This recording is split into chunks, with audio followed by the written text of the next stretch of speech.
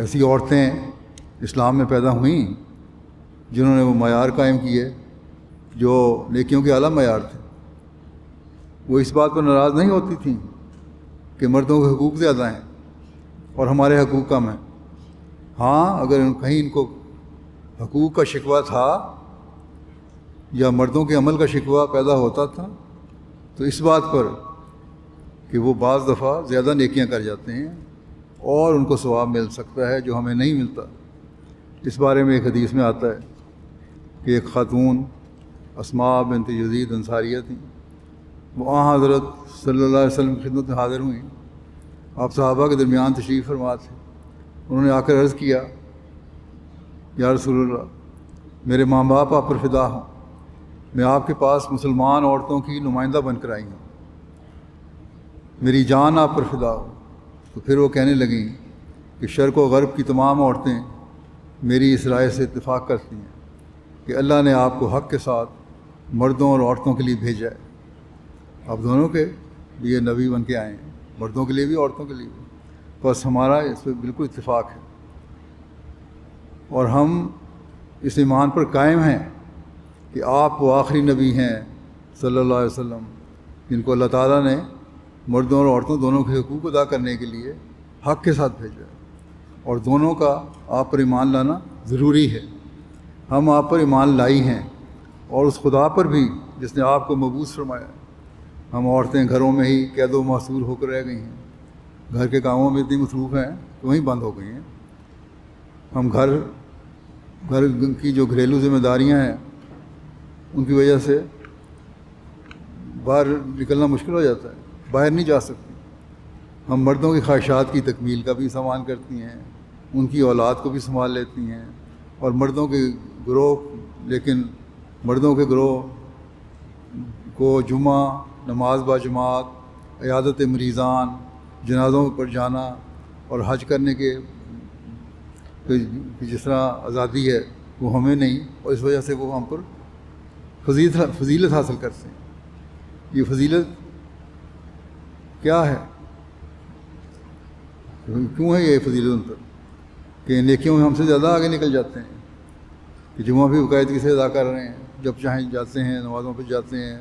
عورتیں بھی جمعہ پہ چلی جاتی ہیں لیکن ان پر لازمی نہیں ہے۔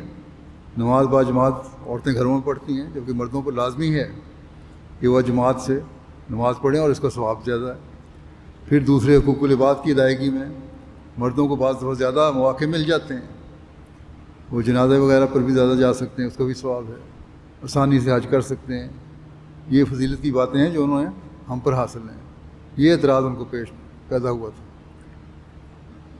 انہوں نے اس فضیلت کے مفہوم کے لفظ کے مفہوم کو اس طرح لیا، یہ نہیں کہا کہ وہ طاقت میں ہم سے زیادہ ہیں، بلکہ فرمایا کہ نیکیوں میں ہم سے بڑھ کر ہیں، اور سب سے بڑھ کر انہوں نے یہ بات کی کہ جہاد ہے، جہاد میں وہ جا سکتے ہیں، ہم نہیں جا سکتے۔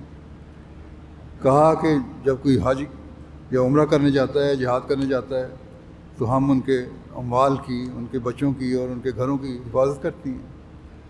اس خاتون نے سوال کیا سارا کچھ بیان کر کے کہ یا رسول اللہ، پھر بھی ہم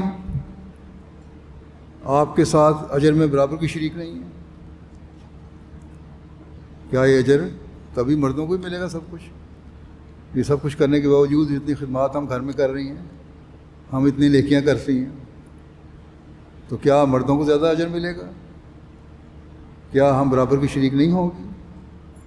حضور صلی اللہ علیہ وسلم نے اپنا رخ اور چہرہ مبارک صحابہ کی طرف پھیرا اور صحابہ سے فرمایا، کیا تم نے دین کے معاملے میں اپنے مسئلے کو اس عمدگی سے بیان کرنے میں اس عورت سے بہتر کسی کی بات سنی ہے؟ اپنے بڑی تعریف کی اس کی اس بات سے، سوال سے۔ تو صحابہ نے عرض کیا، یا رسول اللہ صلی اللہ علیہ وسلم، ہمیں یہ ہرگز خیال نہ تھا کہ ایک عورت ایسی گہری سوچ رکھتی ہے۔